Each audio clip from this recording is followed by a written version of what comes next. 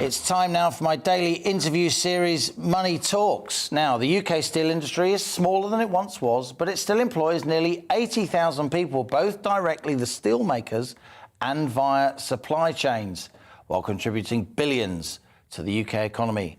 Now, someone who knows all about steel and the use of steel across this vital industry is Dr. David Moore. He runs the British Constructional Steelwork Association, a trade body which for more than a century has represented UK and Irish structural steel sectors, both at home and overseas. So here he is, Dr. David Moore, my latest guest on Money Talks.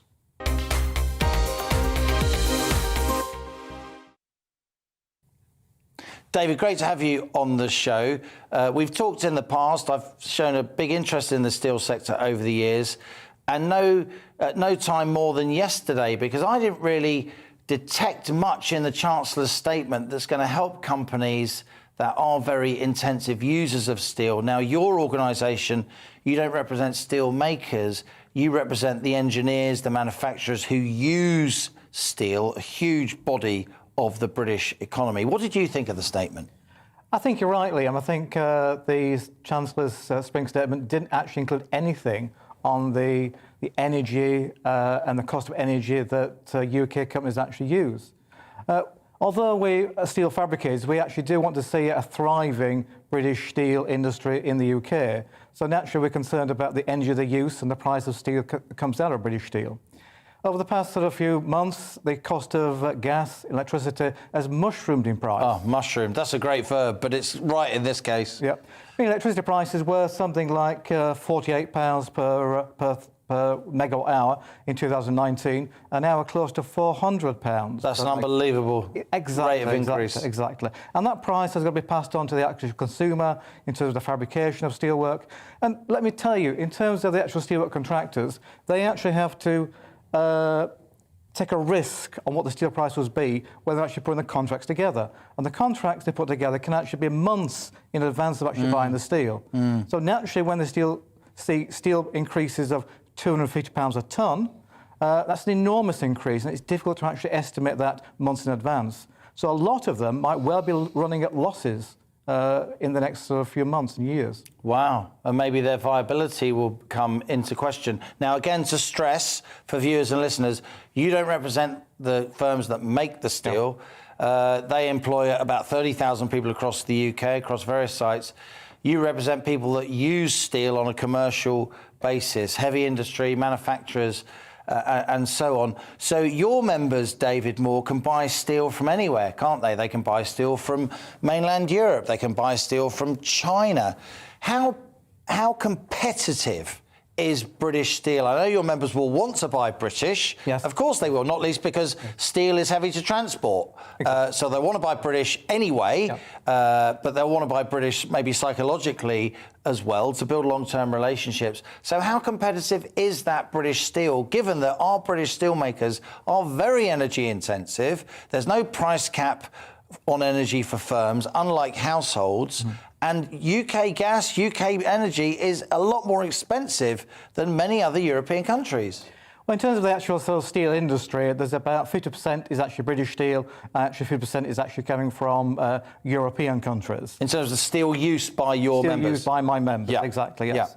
But you're right in what you're saying. The actual energy costs in the UK are so much higher than they are in Europe. Why is that, David? I've never really got that. My understanding is there's some kind of discount that the European governments actually give to manufacturing in Europe, and that's about 30%. It's 30% lower in actually Europe compared to actually the UK price. That's a significant increase. Because their governments are supporting their steel makers more than our government is supporting our steel makers. Correct, that's exactly That's a kind of traditional thing, though, is it an ideological thing?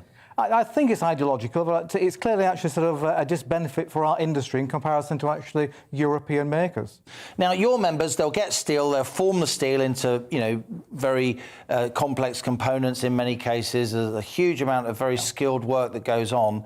Now, ministers tell me all the time how much infrastructure we're building here in Britain. We're building bridges and road extensions, and we're building HS2, of course, the biggest infrastructure project in Europe. I remember Boris Johnson standing up at the dispatch box when a lot of the Tory backbenchers were extremely sceptical about HS2, saying, "Don't worry, chaps, and Chapesses. We'll use lots of British steel in HS2, so that makes us another reason why you've got to back HS2. Is it happening? In a word, no, but as I Wow. say, HS2 is the largest infrastructure programme in Europe. It's about £110 billion. And the rest.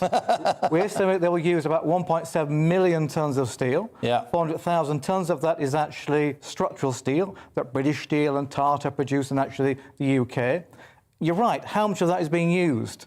Well, when I actually look at the contracts that they're letting, the lion's share of the actual contracts for bridges and infrastructure is actually going to European companies. Non-British companies? Non-British Really? companies. The lion's share? The lion's share, yes. Is the whole of the 1.7 million tonnes been allocated? No, not yet. So how much of it's been allocated so far? Sorry, I'm putting you on the spot here. Yeah. I think it's a fairly large percentage to be allocated, but as I said, the majority... But within that percentage of those 1.7 million tonnes worth of steel contracts... I would say 60% is going to European companies, only 40% to UK companies. That's astonishing. Why is that happening, David? Well, I've written to actually the CEO at HS2 and asked him the same question. And he wrote back to me and said, well, there's actually no discrimination on location. It's weasel words for saying, actually, we can let the work to anybody, including overseas companies. And that's wrong. There should actually be some kind of percentage that they must actually let to UK companies. So let me get this straight. Mainland European governments, they're supporting their steel industry and their steel fabrication industry more anyway, and then our government isn't buying British in terms of steel and fabricated steel to the extent that they could.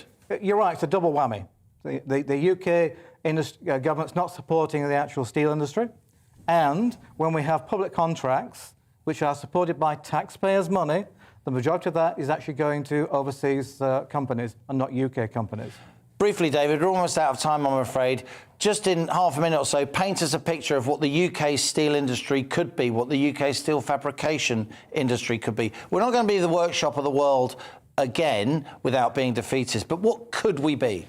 Yeah, I'm sorry, but actually the UK steel industry is one of the actual best fabrication industries actually in the world. The rest of the world do actually see the energy and the workload that we should put into steel. And I'm trying to actually sort of engage with MPs. We've got a whole series of MPs coming round to actually companies that BCSA have around the actual sort of country to show them the expertise that we have in fabrication. I just think they don't know what's there, Leon. I really don't. Really interesting. Thanks a lot for coming in, Dr. David Moore of the British Constructional Steelworks Association, for being my latest guest. Thank you. On Money Talks. We'll have you on the show another time, I'm sure. Let's just...